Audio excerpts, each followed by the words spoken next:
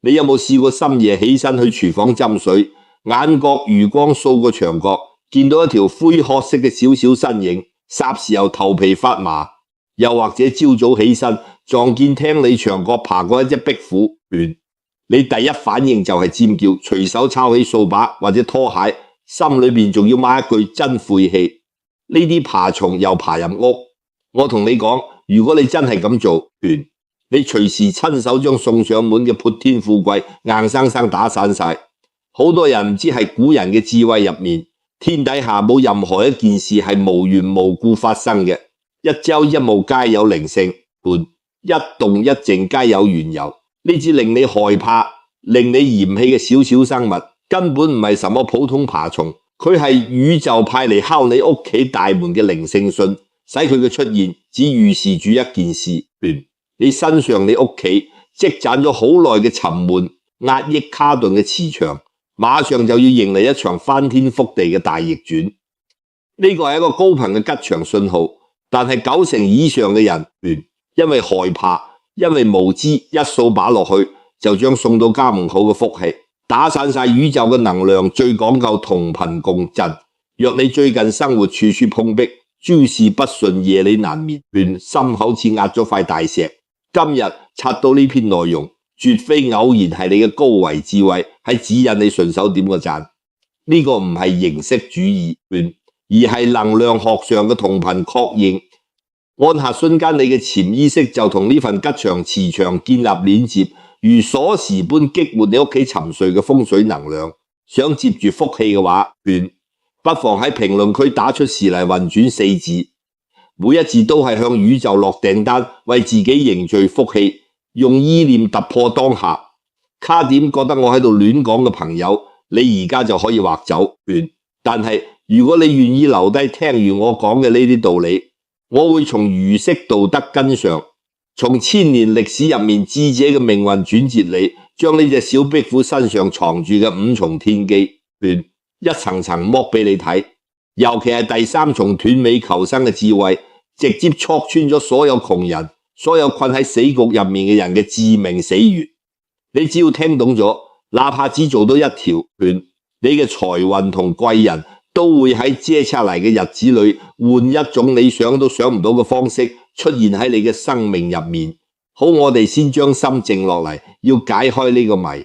得先證明一件事，古人灌壁虎唔叫壁虎，叫守宮。呢2個字可太有講究啦。守係守護，鎮守宮喺古代唔係指皇宮，而係你嘅家宅，係你身心居住嘅地方。所以守宮翻譯過嚟，就係守護你家宅平安、鎮守陽宅氣場嘅神靈之物。呢個唔係我亂編嘅，喺博物志同好多古代風水典籍入面都有記載。嗰陣時嘅高門大戶，甚至會喺房梁上刻畫守宮嘅圖騰位嘅，就係借佢一份鎮得住嘅氣場。可惜到咗而家，我哋將佢當成咗害蟲，當成咗裝嘢呢，真係天大嘅誤解。你仔細睇過壁虎嘅習性未？佢嘅一舉一動簡直係活脫脫嘅國學教科書。第一，佢晝伏夜出，日頭你從來見唔到佢出嚟亂逛，佢唔同你爭地盤，唔礙你嘅眼，唔嘈不鬧。等到夜深人靜、陰氣濁氣下沉嘅時候，佢先至悄無聲息咁出嚟活動。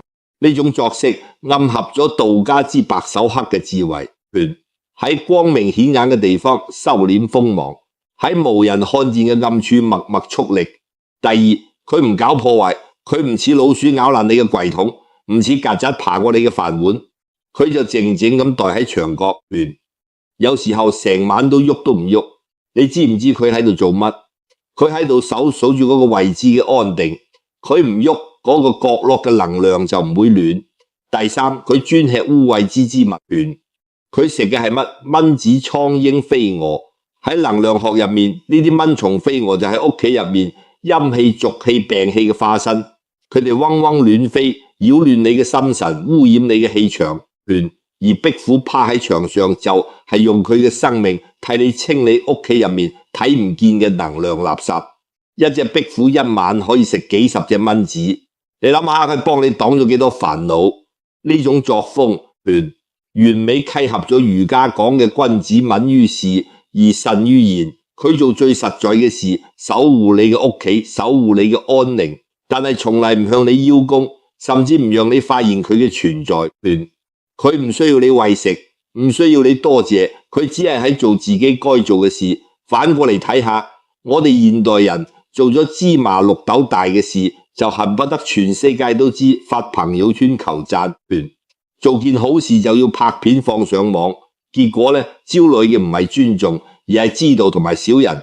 壁虎教你嘅第一課就係喺你未有足夠實力、未到成熟時機之前，要學識好似佢一樣喺黑暗入面默默蓄力唔張揚，先至係最大嘅安全。不露鋒芒，先至可以躲過嗰啲無妄之災。你諗下你身邊嗰啲真正有錢、真正有本事嘅人，有幾個係日日喺朋友圈晒呢樣嗰樣？真正嘅高人都好似壁虎一樣，趴喺你睇唔見嘅角落入面，悶聲發大財。反而嗰啲日日咋咋呼呼，恨不得全世界都關注佢嘅人，往往都係外強中乾風，一吹就倒。繼續講壁虎嘅智慧，你見過佢爬牆未？幾咁光滑嘅牆壁，幾咁高嘅天花板，佢都可以肚皮照倒掛住如履平地。佢靠嘅係乜？佢冇鋒利嘅爪，冇吸盤，冇翅膀，佢靠嘅就係身體嘅極度柔軟。老子喺《道德經》入面講過，天下無若於水而攻堅強者，莫之能生。話人之生也，有若其使也堅強，萬物籌木之生也有隨，其使也枯槁。故堅強者仕之徒，柔弱者生之徒。壁虎就係誰嘅化身？佢從來唔同牆壁硬頂，牆係硬嘅，佢就係牆有稜角，佢就順咗稜角改變自己身形。呢個就叫順應因緣，借力打力。呢一點簡直就係打咗絕大多數現代人嘅面。我哋活得太硬太剛啦，職場上面遇到坎，你同領導硬頂，結果丟咗飯碗，連夫妻嗌交；你同愛人硬剛，贏咗道理，輸咗感情；同仔女較勁，你越硬佢越叛逆，甚至仲同命運硬剛挨耶，酗酒轉牛角尖，最後搞到自己一身病。你渾身大刺，睇邊個都唔順眼，結果就係處處碰壁，撞到頭破血流。我見過太多咁樣嘅人啦。之前有個粉絲嚟找我，38歲嘅男人喺公司做咗10年，技術一流，但係就係升唔上去。點解？就因為佢太剛啦。開會嘅時候，領導講一句，佢頂3句，方案有少少唔合佢心意，佢就拍台發脾氣。佢覺得自己係對嘅，係為公司好。結果呢，俾佢遲來8年嘅後生仔都做上總監啦。佢仲係個高級工程師。舊年公司優化第一個裁嘅就係佢。佢嚟問我點算，我同佢講：你先學下壁虎，將身段軟落嚟，唔係叫你冇原則，而係叫你換一種方式去溝通。佢聽咗之後，翻去改咗半年。而家新公司嘅老闆好器重，佢人工仲比之前高咗30%。壁虎趴喺牆上，就係用佢嘅肉身同你講緊呢個道理。當命運俾你一道光滑嘅牆，讓你抓唔住爬唔上嘅時候，你要做嘅唔係憤怒，唔係焦慮，而係將身段放遠，將心態放平，順着佢嘅力度去走。牆係斜嘅，你就斜住走；牆係倒嘅，你就倒住爬。唯有柔軟先至可以喺任何高低唔同嘅境遇入面都活得安然自在。講到呢度，可能有人會諗，老師你講嘅都啱，但係天底下咁多壁虎，點解佢偏偏爬入我屋企隔籬鄰舍？點解冇呢個問題？問到咗核心，亦都問到咗玄學入面一條鐵律：同氣相求，同聲相應。我同你講，大自然入面有靈性嘅生物，對環境嘅感知力比人類強1萬倍。你屋企會有壁虎嚟，唔係因為你屋企潮濕，唔係因為你屋企邋遢，恰恰相反，係因為你屋企最近嘅能量場正喺度悄悄發生一種良性嘅蛻變。你仔細回想下，最近呢1個月，你嘅心態係唔係有咗啲變化？可能你開始學識唔同老公嗌交啦，可能你做嘢學識忍耐啦，可能你突然諗通咗某件糾結咗好耐嘅事，又或者你只係喺某一個深夜同自己講咗一句，算啦，唔較勁啦。你心入面一剎那嘅平和、接納、放下嘅念頭一動，你屋企呢個空間嘅氣就開始由濁變清，呢股清靜祥和嘅氣就好似花香一樣散播出去，就將只有靈性嘅壁虎吸引咗過嚟。靈物不入空宅。反過嚟講，如果一個家庭日日冷戰，夫妻之間除咗埋怨就係沉默，父母同仔女摔碗砸鑊，屋入面充滿怨氣、怒氣同恨意咁樣糟糕嘅磁場，對有靈性嘅動物嚟講就係毒氣，佢躲都躲唔切，點會爬入嚟？所以壁虎嘅到來唔係災難，恰恰係宇宙俾你屋企風水發嘅一張高維認證證書，佢喺度話俾你知。你做對咗你最近嘅心態，你屋企嘅氣場已經達到咗一個吉祥靈物願意駐足嘅標準。呢個唔係偶然，呢個係你命運要開始上揚嘅第一個信號。接下來要講嘅係壁虎身上最震撼、最扎心，亦都最實用嘅一項本領——斷尾求生。你試下諗下呢個畫面，一隻壁虎正喺牆上靜靜咁待着，突然遇到天敵。比如一條蛇或者一隻貓，甚至係一隻就要踩落嚟嘅腳生死，就喺一線之間。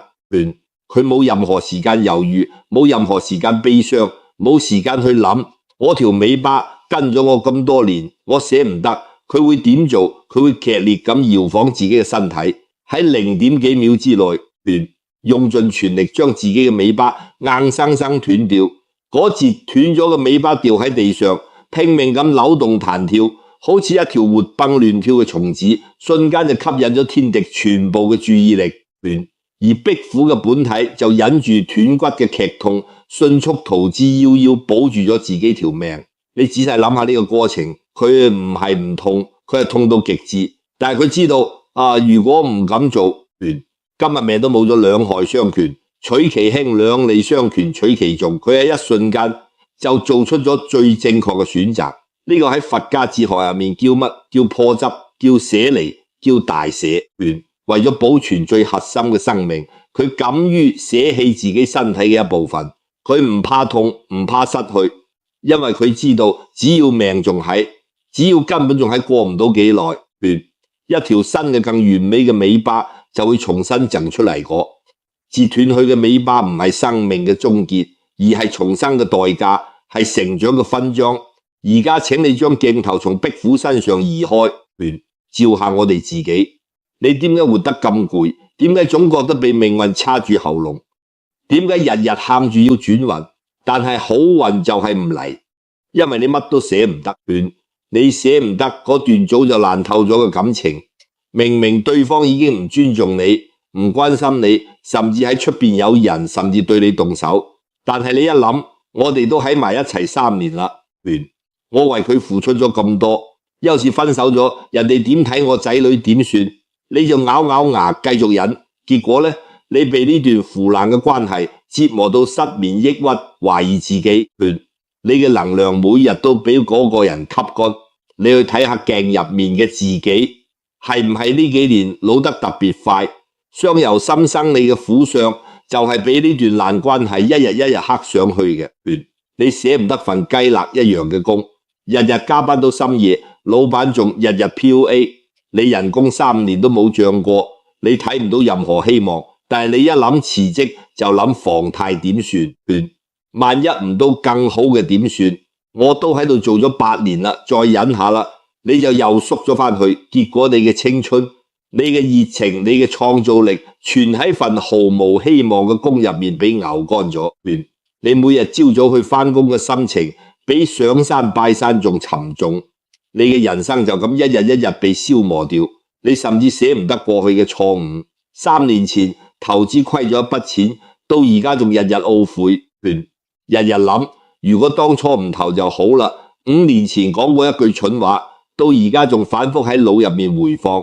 10年前錯過咗一個人，到而家仲耿耿於懷。你嘅能量全被吸到過去，被嗰啲已經無法改變嘅事牢牢鎖死你，邊有精力去創造未來？你嘅雙手抓滿咗過去發臭嘅垃圾同消耗你嘅爛人。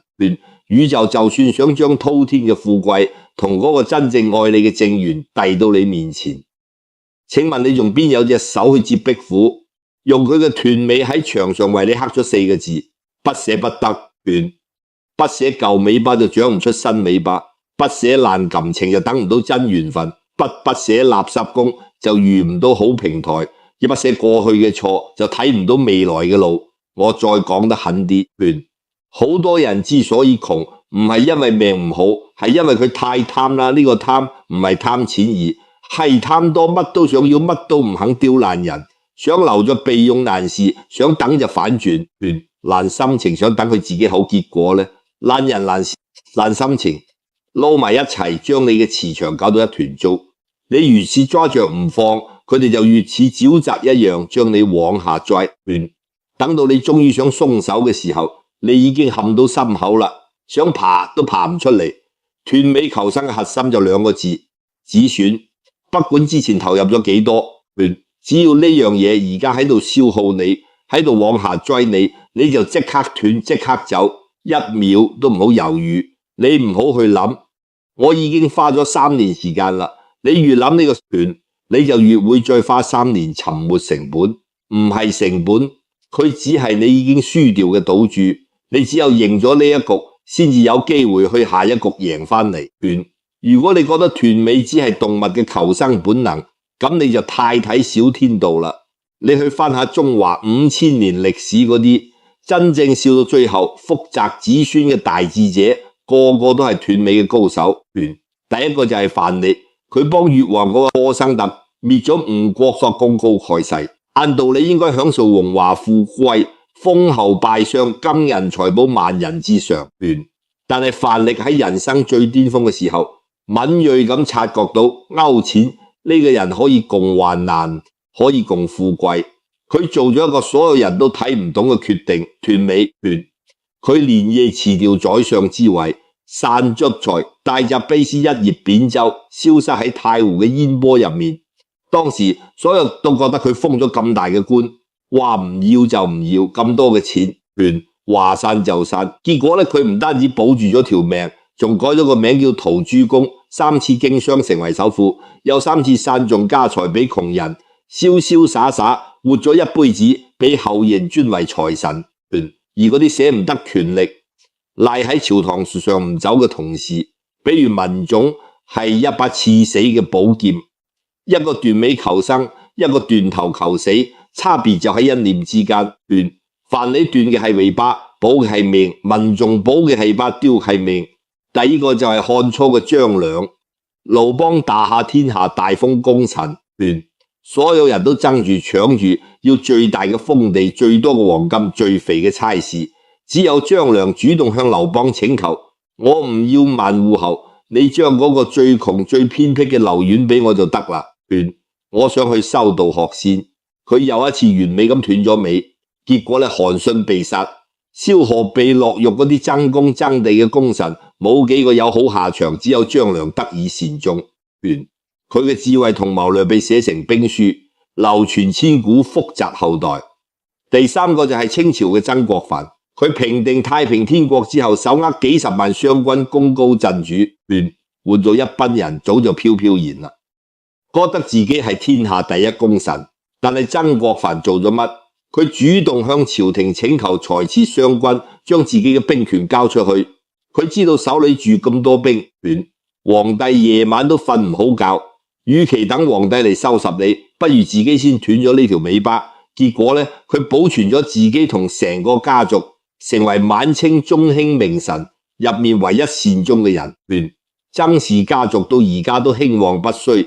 古人早就將呢個天道規律總結成8個字：亢龍有悔，月滿則虧。天底下冇永遠唔謝嘅花，亦都冇永遠圓滿嘅月亮。你死死抓着唔放嘅，恰恰就係最後將你拖落深淵嘅真正嘅強大。唔係你擁有咗幾多，而係你敢於主動放棄幾多。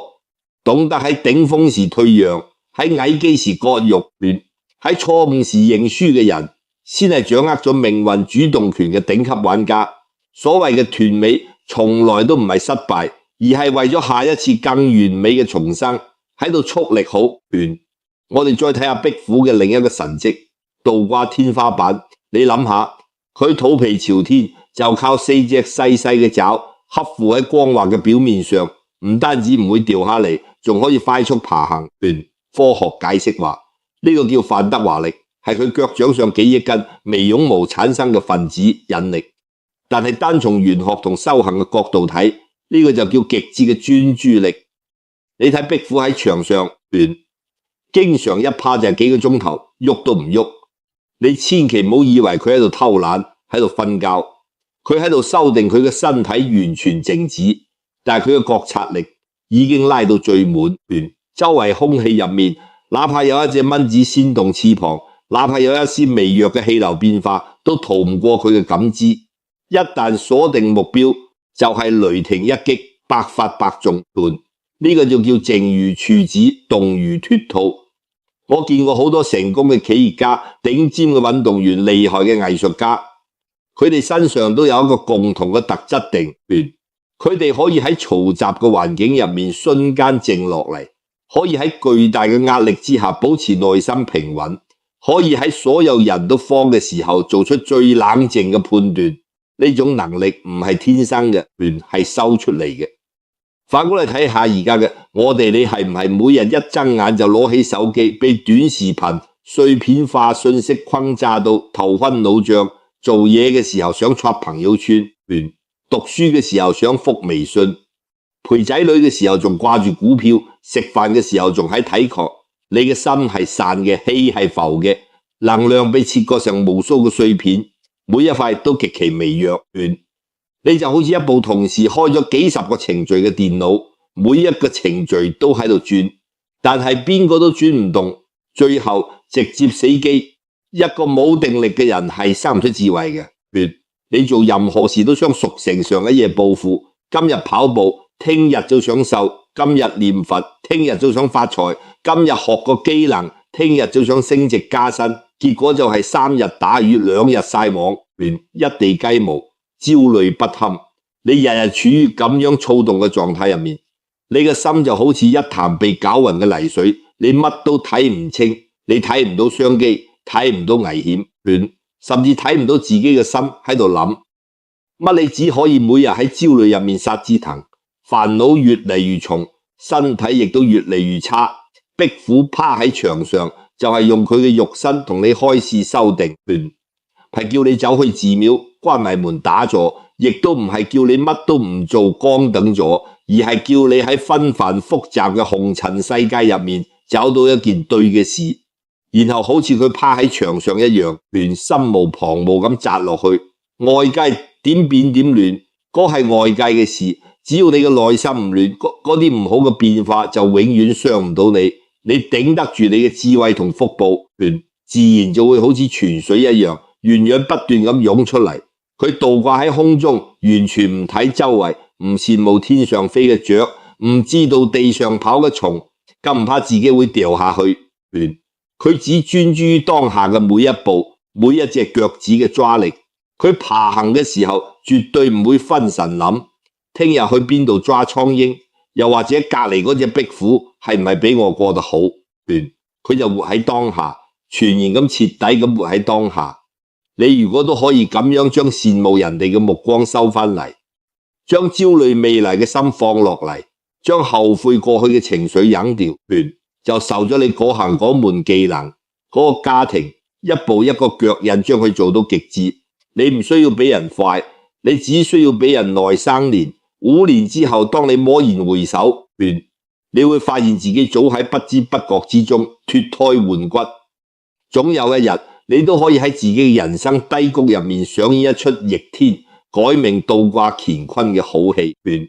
接下來係壁虎嘅第5重智慧。關於選擇，你有冇發現壁虎從來唔待喺極熱嘅地方，比如暴曬嘅陽台、火爐旁邊、夏天嘅鐵皮屋頂。佢亦都從來唔待喺極寒極陰嘅地方，比如陰暗潮濕嘅地下室、長滿青苔嘅水溝邊、常年唔見光嘅背陰處。佢永遠待喺溫潤通風、氣流最柔和嘅地方，亦即係陰陽交泰、唔冷唔熱嘅中間地帶。呢個觀察太重要啦。壁虎用佢嘅棲息地選擇，同我哋上咗堂生動嘅生存智慧課。佢唔去極端嘅環境，因為極端嘅意味嘅風險，太熱會脫水，太冷會凍僵，太燥會不惡，太陰熱去個乾曠好嘅地方。呢一點完美契合咗儒家研究咗1000年嘅最高智慧。中庸有云：喜怒哀樂之未發，謂之中法而皆中至謂之和。做人做事不偏不倚，恰到好處。孔子亦都講過，過猶不及，太多同太少都唔好，剛剛好先至係最好。而家我哋睇下人與人之間命運點解差別咁大，好大一部分原因就係性格走到極端。一個人嘅性格如果太剛太暴太直太硬，就好似一條乾燥嘅枯枝，睇住挺硬，但係風一吹咔嚓就斷咗。呢種人容易招惹是非，官非小人，命途多舛，行到邊度都碰壁。你去睇嗰啲動不動就同人嗌交，同領導頂嘴，同屋企人發火嘅人，有幾個過得好？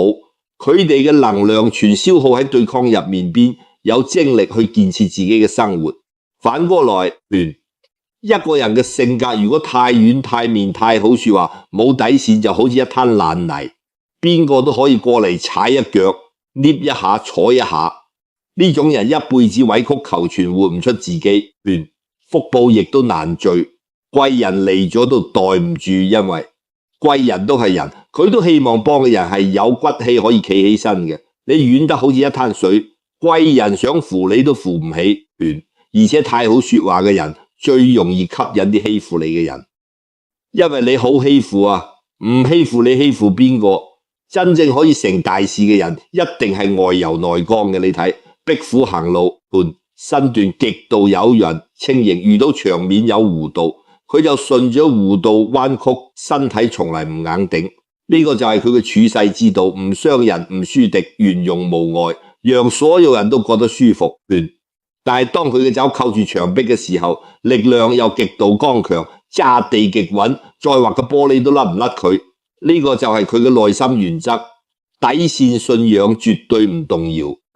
呢個就係我哋做人做事嘅終極境界，外內方。你嘅態度，你嘅溝通方式，你說話嘅語氣，你面上嘅表情要似水一樣柔軟圓融，人哋先至願意接近你，願意幫你，願意同你合作。但係你內心嘅信念，你做人嘅底線，你唔可以觸碰嘅原則，要似鋼鐵一樣堅硬，人哋先至會真正尊重你，唔敢欺負你，唔敢輕視你，將柔和剛嘅比例調對咗你人生呢盤棋，先算真正活咗太刮硬，你嘅命運就會很硬，容易碰碎，容易折斷，太軟弱，你嘅命運就會隨波逐流，俾人牽着走，活唔出自己。只要將柔和剛完美結合喺一齊，你先至可以喺任何高低唔同嘅境遇入面都活得安然自在，進退有道。講咗咁多，我知道你最關心嘅就係老師，道理我都懂咗，咁我具體要點做先至可以接住呢份福氣？壁虎嚟咗，我要燒香咩？要擺啲乜嘢嗎？方法簡單到不可思議，就12個字，唔好害怕，唔好傷害佢體悟。下次再見到屋企嘅壁虎，千祈唔好尖叫，亦都唔好拿殺蟲劑噴佢，更唔好用拖鞋去拍佢。佛家講，凡所有相皆是虛妄，你唔好淨係將佢當成一隻醜陋嘅爬蟲，你就喺心入面默默同佢講一聲多謝，多謝佢嚟提醒你，多謝佢嚟送福。然後反觀自身，問自己5個問題，呢5個問題就係佢帶嚟嘅5重天機，亦都係你每日嘅改運功課。第一，敬我今日對人對事對生命，心存敬畏美。有冇因為情緒傷害咗身邊嘅人？有冇喺背後議論人哋？有冇睇唔起侮辱自己嘅人？有冇唔尊重父母、唔尊重師長？敬畏心係一個人福氣嘅根基。冇敬畏心嘅人，乜都敢做，乜話都敢講，最後一定係自己將自己做死。第二正，我今日嘅內心係寧靜嘅，仲係浮躁嘅。有冇俾人哋一句話就搞得唔得安寧？有冇因為少少個走得唔得安寧？因為少少事就炸冇？有冇深夜刷手機刷落嚟就心慌？靜唔落嚟嘅人，定力一定差，定力差嘅人乜事都做唔成。第三，成我今日對自己真誠未？對人哋真誠未？有冇戴住面具講假話？有冇為咗迎合人哋而委屈自己？有冇對自己撒謊？明明唔愛啦，仲呃自己話仲可以過真誠，係通向高維能量最短嘅路。你呃得到人哋，呃唔到自己，呃唔到宇宙。第四行，我對認定咗嘅事，堅持咗未？仲係遇到少少困難就3日打魚2日曬網，係唔係又開始走借口偷懶？係唔係見到人哋賺錢就眼紅想換賽道？恒心係普通人翻身唯一嘅籌碼。你冇天賦、冇背景、冇資源，你唯一可以拼嘅就係俾人多熬一口氣。第五，忍遇到唔順心嘅事，我忍住咗未？仲係即刻好似個火藥桶一樣炸咗？有冇因為一時衝動講出收唔翻嘅話？有冇因為忍唔住鬆口氣而壞咗大事？忍唔係懦弱，係蓄力。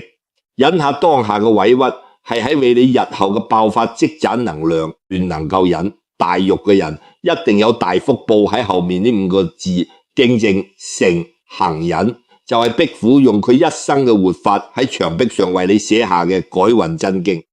你唔需要去寺廟燒香，亦都唔需要找大師睇風水，你只需要每日瞓覺之前用呢5個字，好似鏡一樣照下自己。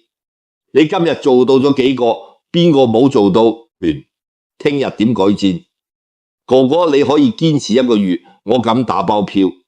你會發現你嘅心態變咗，你嘅氣質變咗，你身邊人嘅態度亦都變咗你嘅運勢。如果仲唔轉，咁真係天地不容。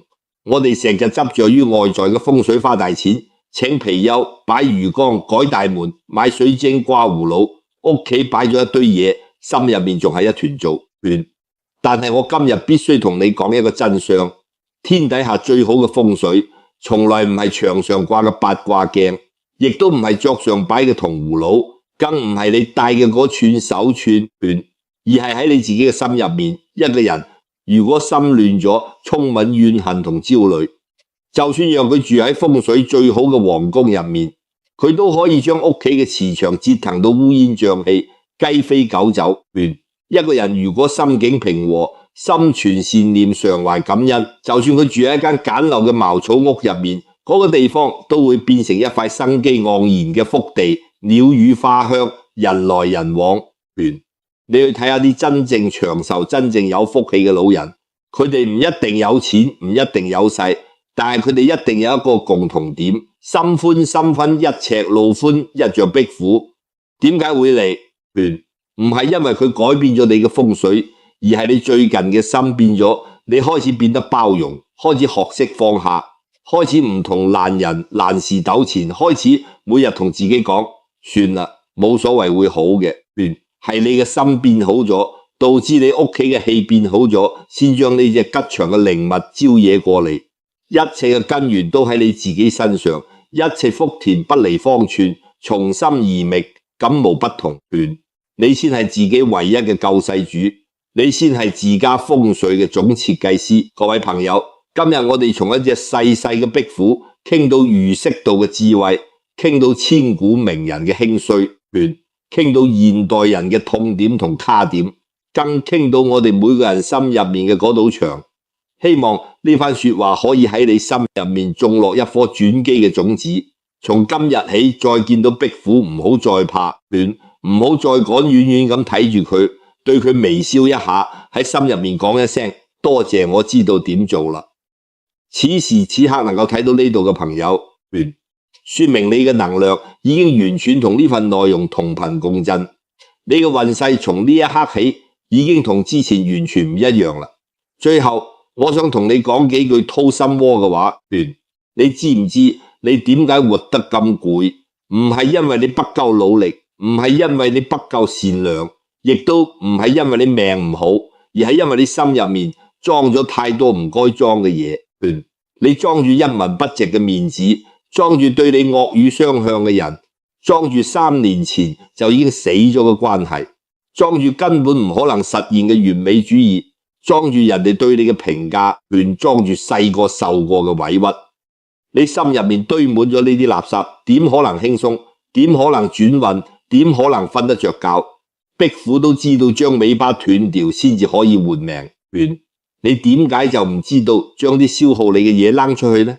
如果你聽懂咗，如果你受夠咗，如果你真係想從而家開始讓自己嘅人生換一種活法，咁請你將呢份能量同智慧轉發俾你此刻最關心嘅家人朋友，轉發到你嘅朋友圈，呢個叫發布施。你將呢份能量同智慧傳遞出去，佢會喺你睇唔見嘅地方加倍、10倍、100倍咁回流返你身上。呢個係鐵律千年不變。再同你講，最後一句就係自助者，度度覺悟人，冇人可以替你轉運，除咗你自己。願你從今日開始守住善念，守住初心，喺你自己嘅道路上好似手工一樣行得穩當，活得自在。我等住你嚟報喜。